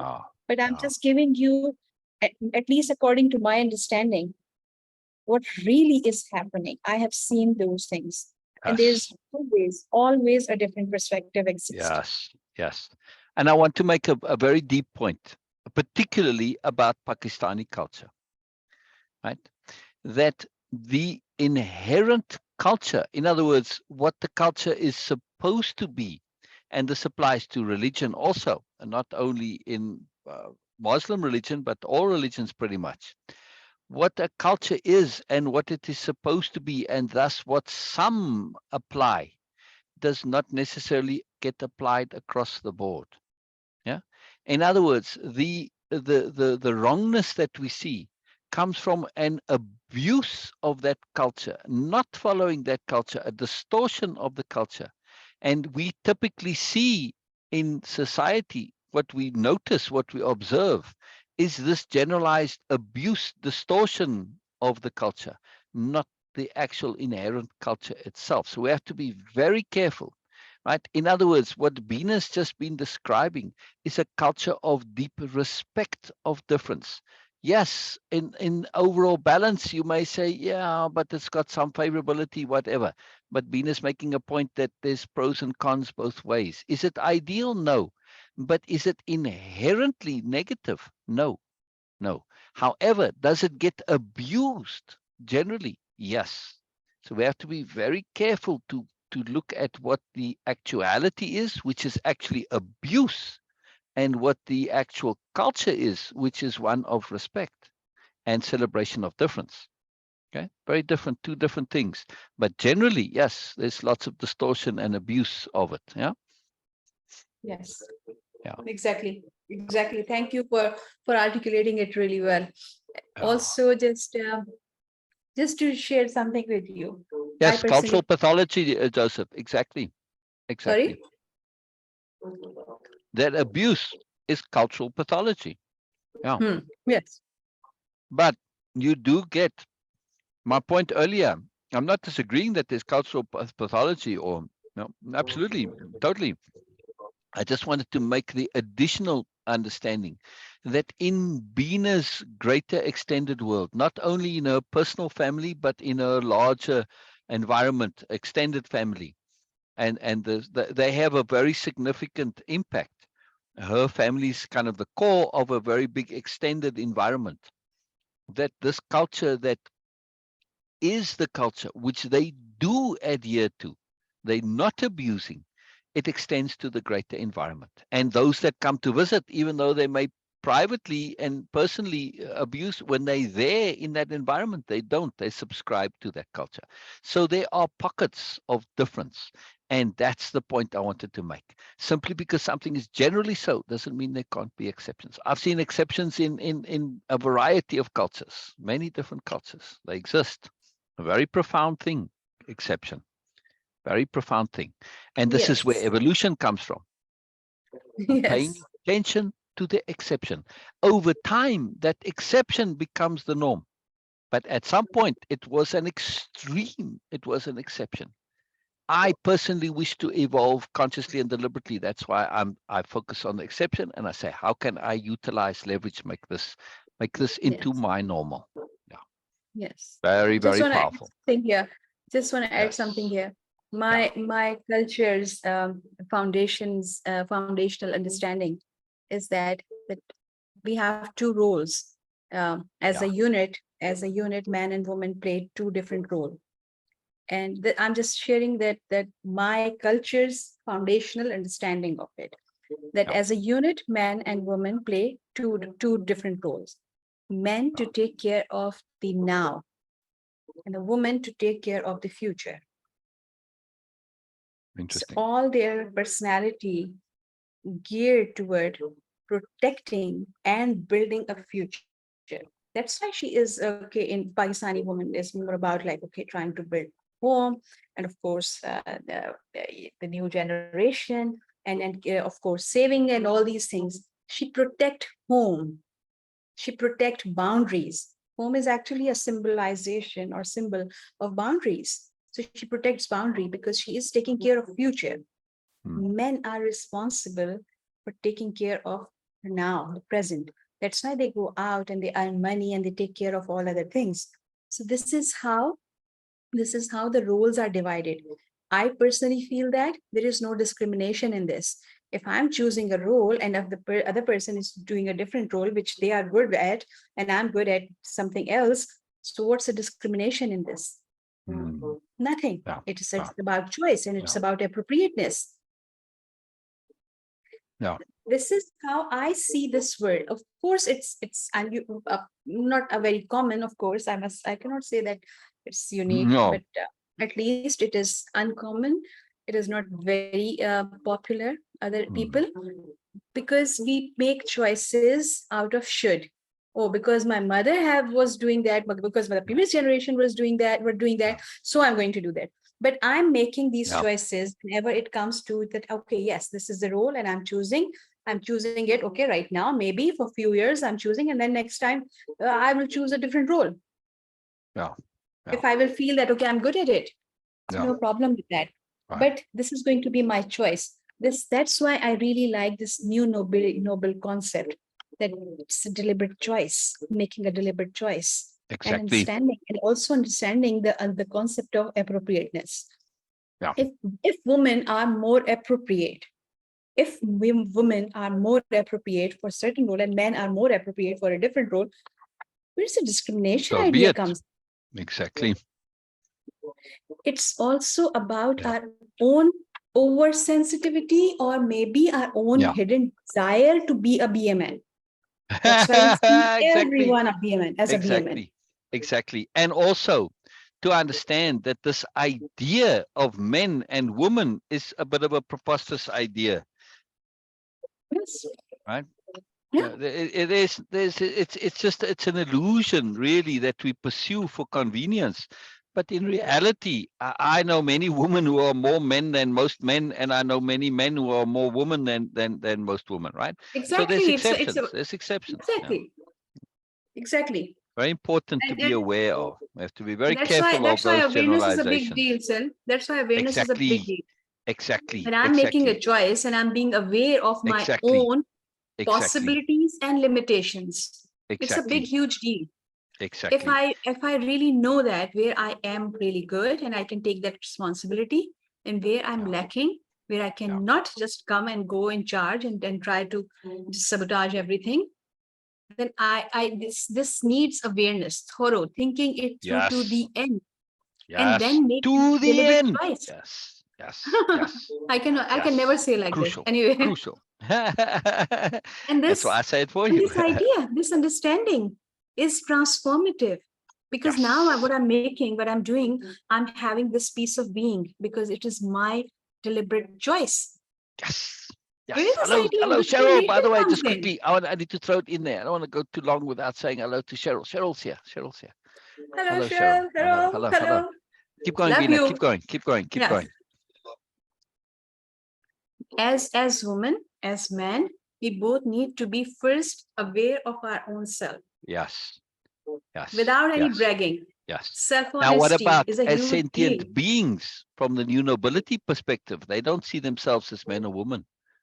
I'm Not just at saying all. that, okay, as men and women, we both need to be self-honest first.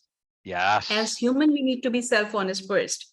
As As partners, we need sentient to be beings, we self-honest need to be first. self-honest As first. in any Exactly. relationship, business partners, with Exactly. parents and children, Exactly. siblings, friends, Exactly. we need to be self-honest first. I'm not good at math. Wow. Do I really need to fight with everyone that no, this is what I'm going to do? No, I can ask for help Wow. because I am very good at other things, with other things, and I can do that and I can do for them. I don't feel discriminated when I don't have something like, okay, yes, oh, my math skills are not really good. I'm not good with numbers. Okay, I'm going to ask someone. At that point, I never feel discriminated. Yeah. And how this idea of Exactly. discrimination comes in when you are not good at something, even men, I'm saying for both. Yeah. Yeah. Okay, I'm not, but I'm good at some other things and I can do that. Okay, so you take care of this Exactly. thing. This is the Celebration of teamwork. difference. It's the It's a very, very teamwork. foundation This of is everything. how the teams actually works. This Right. is how teams build and do projects. Yeah. No ego, nothing, no nonsense. Beena, Yes. I want to address a very important point that Joseph brings up in a moment. I want to say yes. Norma says yes because I do my own thing. I don't let anyone control me since I left home at 21. Absolutely, this choice of our choice to pursue the path Exactly. towards independence of being absolutely critical, right? Cheryl says, hello everyone. Norma, Greg is my husband. After 37 years together, we still debate our roles and responsibilities in our union. Yes. Yeah. Very powerful. Because Very you both are powerful. cute. Yeah. Also, Joseph says,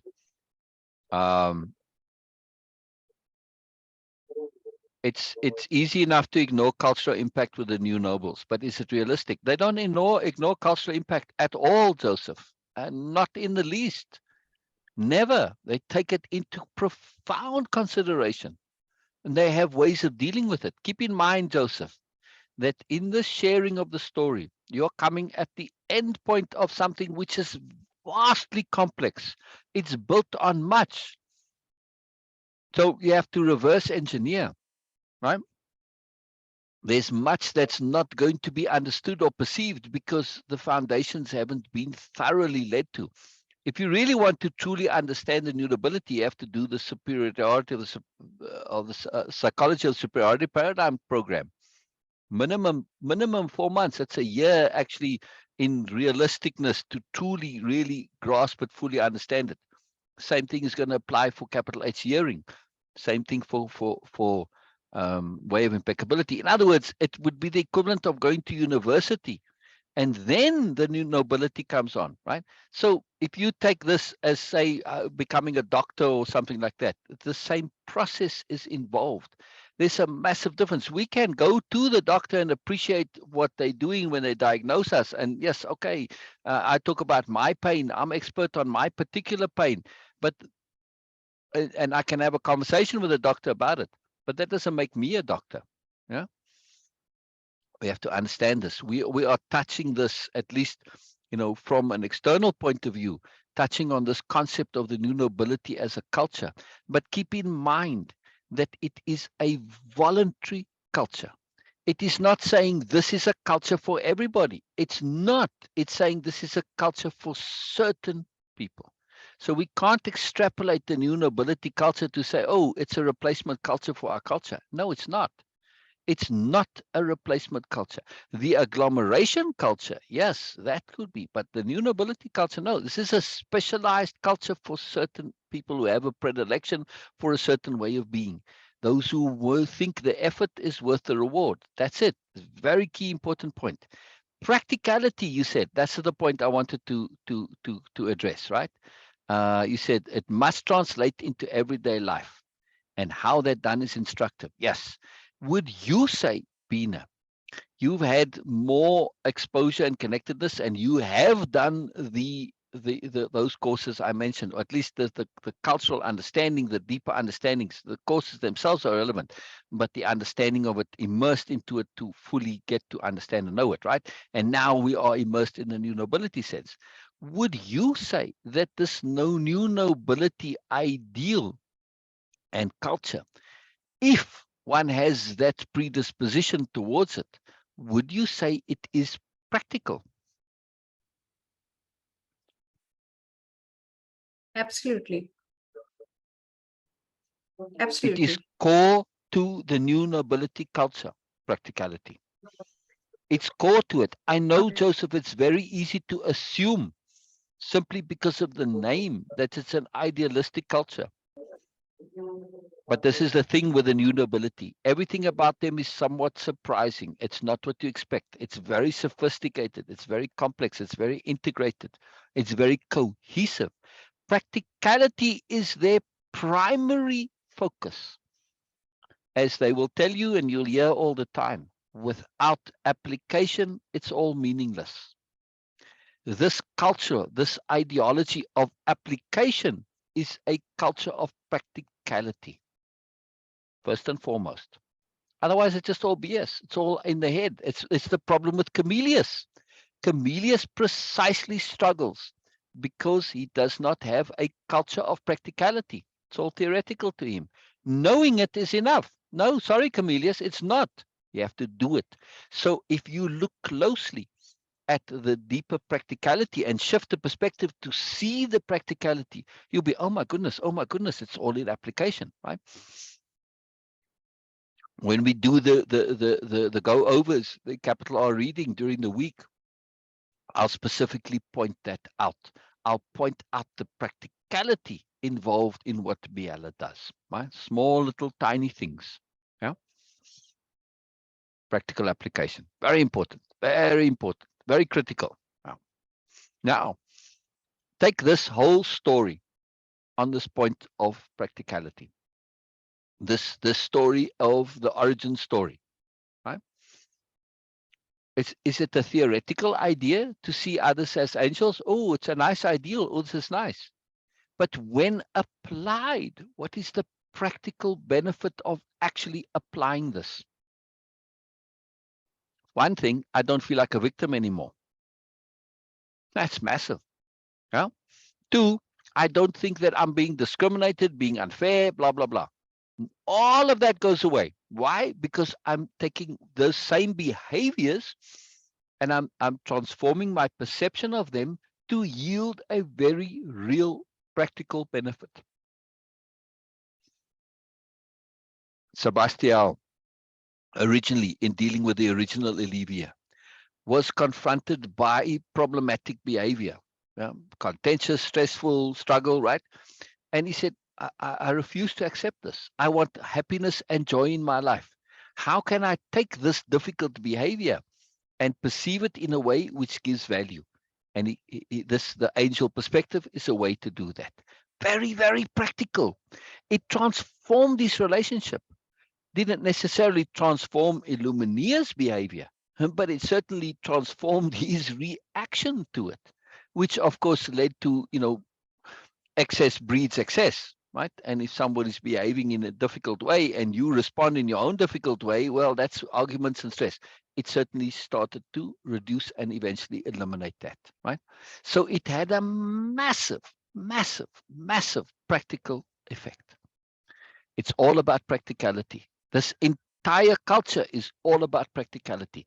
To have from this perspective, at least in most of it, it is intensely practical from their perspective to see people as nobles, to have this noble ideal, which is impeccability and integrity and sensibility and sobriety and sophistication combined with innocence, etc., etc., etc. All of it goes to the practicality of dealing with life in general. And because they are experts, absolute deep experts at both the superiority paradigm and capital H hearing, and later they add on capital D diplomacy, because they are experts at understanding the superiority paradigm psychology. They can practically deal with it. It is for this reason that they pursue this expertise and the expertise of capital H hearing. It's all about the practicality so that we can deal with the nonsense in ways that are so different, so unusual, that they don't give that scope for those things to have a negative effect, right? And it's a very, very profound thing. It has simple practical applications, like going to bureaucracies, to the DMV or IRS or wherever. Yeah. Most people come in there and you're behaving according to the usual, and then you get treated with the usual. But come in there with this new nobility perspective. Wow, suddenly the person behind the counter is transformed and you have a positive, joyful interaction. Practical, practical, practical, practical, practical. Otherwise you get, somebody taking their miserable life out on you. Very impractical. Doesn't help me in the least. New nobility is making extra effort because there's very real value involved. You don't have to, but it's very practical. So practicality is absolutely core, absolutely core. Love that you're here, Cheryl. Love that you're here, Joseph. Love that you guys are commenting. Of course, Norma, you always do, and I love your comments as always. And yours too, Cheryl. I want to hear more. This practicality, though, is a key point, right? We have to be so careful, Joseph, so careful of generalizing an assumption. The name new nobility, it's idealistic in its very name, right? By implication, but that's not the actuality. And this is part of the new nobility culture. Everything that's inherently there, it's always about, it's more than you think. It's more than you think. There's a surprise. It's not what you assume. It's not what you assume. Now, like I said, we are coming at the end point of it, and it's sometimes difficult to reverse engineer.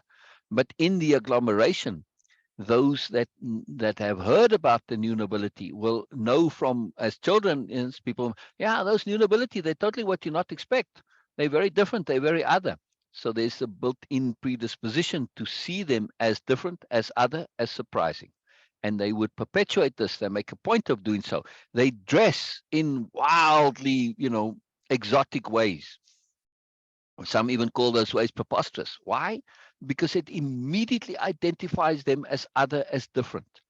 And it's very practical, because to have a perception of other from the very get-go, it pops you out of the box. And when you observe people's perceptions, they box. The name new nobility can easily lead to a box, an idealistic box, unrealistic box, impractical box, but it's not, right? So there's a deep practicality in this, in everything they do. Now, again, we don't have the luxury of coming at it from the perspective in time where they exist, right? We looking at the from the before it exists, so we don't have this history of perception. So we have a bit more effort to make in combating assumptions about them, right? But if you really want to understand the new nobility, understand first, it's about practicality, and two, it is about difference and the celebration of difference. And it is the core of it, it is about choice relative to a particular predilection. It's not for everybody. It doesn't make it bad or good or right or wrong or better. No, it's just not for everybody. In the same way as being an artist is not for everybody, or being an engineer is not for everybody, right? Or whatever your choice is, right? Being a fan, some people are just fans in life, right? Some people like to just do the minimum. That's their choice. It's effort versus reward. There's no better or worse to it. If you're a minimalist, that's wonderful. I mean, minimalist in terms of effort. That's that's your choice. It's quite acceptable. No one can tell you how much effort is worth the reward for you personally. This is purely according to how you are, how you choose.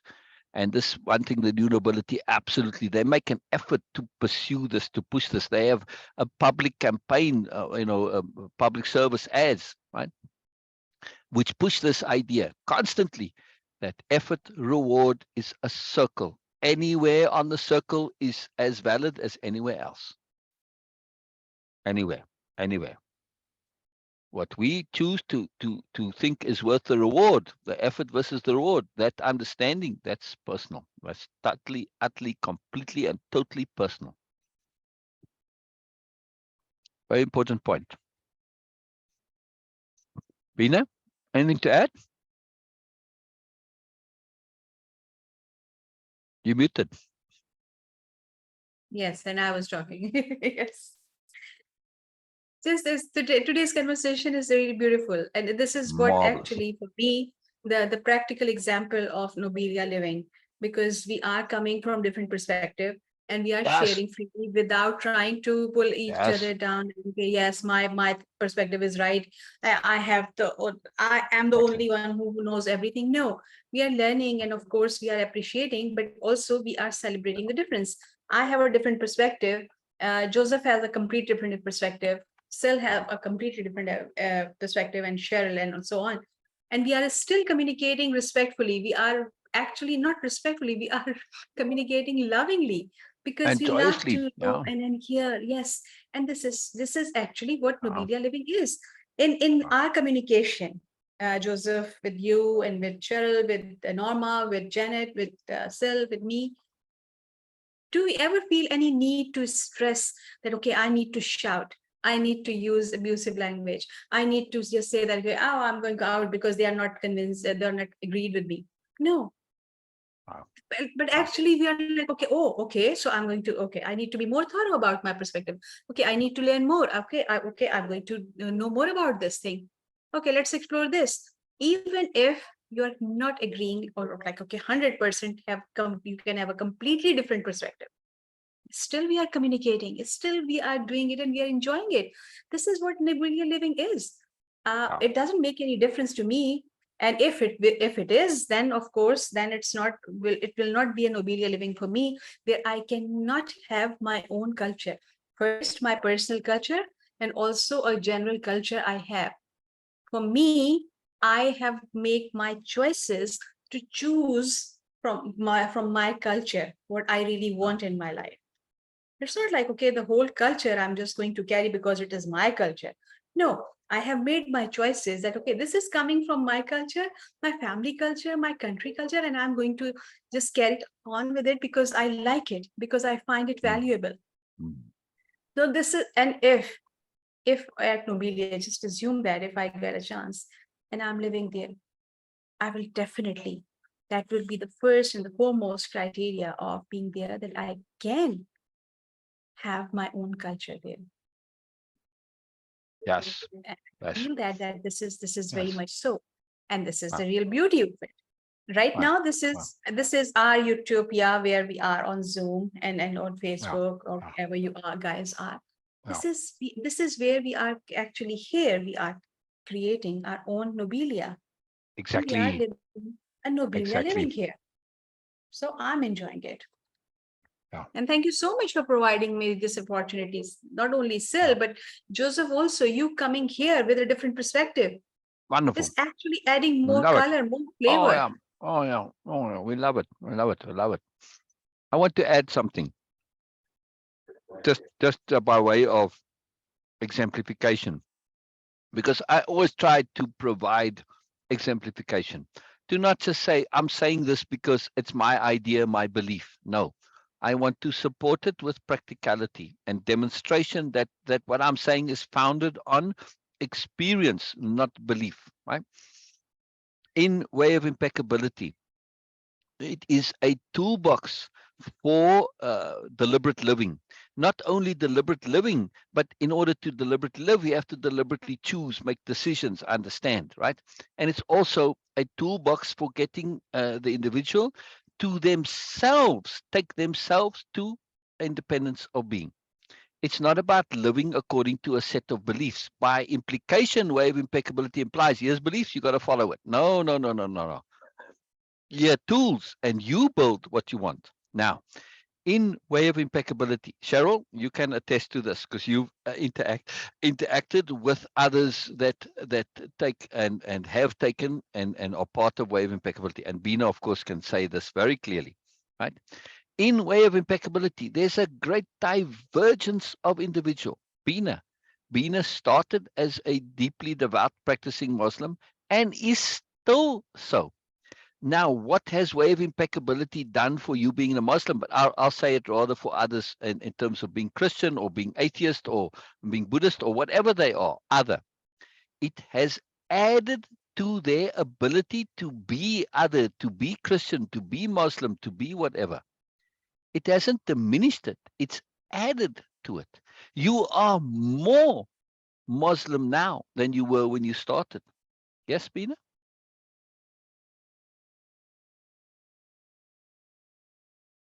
You muted, I think. I'm not hearing you. So I want to make this key Sorry, point here. sorry. I Go was ahead. I was mute. I was on mute. Okay. Yes, exactly. It just made me more of it because I'm making deliberate choices and this satisfaction of your consciousness that it is not Exactly. following some should and like okay, yes, I need to, but I'm making No. some choices, and this is adding more value to me. Not only that, okay, I feel more Muslim, but I also feel more human. I also feel more woman. This is so You profound feel for more me that I feel more sentient, friend. more Yes, alive. and I feel more friend now. I feel more of a good family member also. So everything is just compounding. Right, Every right, good thing in life is compounding for me. right, right. A toolbox for deliberate living. Toolbox. Yes. Toolbox, not a recipe, not a belief system, a toolbox. You have to go and apply that deliberateness yourself. You're given the tools. But now, let's look at the practicality. To live deliberately is incredibly, incredibly, incredibly practical. Because in order to live deliberately, you have to have awareness, you have to have foresight, you have to have anticipation, you have to discernment, you have to have sophistication, right? You have to have sobriety, you have to have the ability to think, perspective shift, think things to the end. Practical, practical, practical, practical. Yes? Like I said, it enhanced your beingness, not just you're being Yeah. more Muslim, but being more woman, being more Beena, being more sentient, being more aware. And even if you were removed out of a female body, you can put yourself in any body. Yes. You would be able to be an octopus if needed be. Yes, if I want to. Right. Very powerful. See, because you have the tools, and of course, Way Exactly. of Impeccability is founded on the philosophy of appropriateness. What is appropriateness? It's not an ideal, practical. The ability to be fluid, flexible, adaptable, yes, to understand context, to understand motivation, practical, practical, practical, yes. Sometimes people say, oh, I'm a philosopher. I don't like that much. A personal, practical philosopher. Yes, my philosophy is one of personal practicality, which extends, if we are personally practical and everyone does this, then you'll have a very practically focused culture. And of course, in practicality, awareness is the most practical tool we can have. Awareness is the most practical, valuable tool we can have, or the most valuable tool for practicality is awareness. Yeah. On that note there, I think it's a good point to end. Yes. Thank you, Norma. Thank you. It's been marvelously interesting. Thank you, Joseph. Thank you so much. I love the sharing. I love, Joseph, you share so deeply. You share so deeply from your depths. This is what Nobelia Living is all about, the sharing of depth. Thank you, Cheryl. I know Cheryl can share in similar ways. We heard a little bit from Cheryl. I'm keen to hear more. Norma, as always, you share your beautiful, wonderful heart. Now, this is too wonderful. Yes, I know you said that you often slip. Yes, slipping is part of living. We have to understand that nincompoopry is part of our beingness, right? As Joseph pointed out, it's a pathology that's a part of us. And do we need to conform to that pathology? Do we need to be ruled by it? No. Just because it's there and maybe inherently there doesn't mean that it has to have that effect on me. I can choose. It's like instinct. I can live according to my default DNA instincts, or I can improve them, override, choose differently, right? I don't have to be on a certain path. I can choose an alternate path. I can choose. And the choices can lead to profound, radical differences, which are most marvelously practical. Yeah. So all this, the whole new nobility story is about practicality. Absolutely and utterly. I want to really emphasize that, Joseph. When you start to look at it through that lens, it's going to change your perspective entirely. You say, oh my goodness, this is a practicality taken to the extreme. This is like sophisticated practicality up to kazoo. It's like, holy moly. Because of course, the deep core of Way of Impeccability is a whole session on it. It's about joy. Ultimately, the ultimate goal is joy. That is pointless. Joy is very practical. Tools for deliberate living. Yes, when we live under liberty, we disconnect from joy. All about joy. Brilliant, brilliant. On that note, I'll end it all. Bye-bye, everybody, and deeply, deeply, deeply thank you for being here and sharing. It's so magical. Yes, 1 + 1 + 1 + 1 + 1 equals more. Capital M, more. That's what we had today. We had Nobelia Living. Practical. Look how practical this is. We got to celebrate. We got to understand. We have different perspectives. From that, we have our own takeaways. We get more out of it. More. I can never get enough more. Can never get enough more. So yes, deeply, deeply, deeply appreciative of the sharing and the more. Thank you. All right. Until tomorrow. Bye-bye. Oh, pleasure, Norma. Thank you. Wonderful, Norma. Thank you.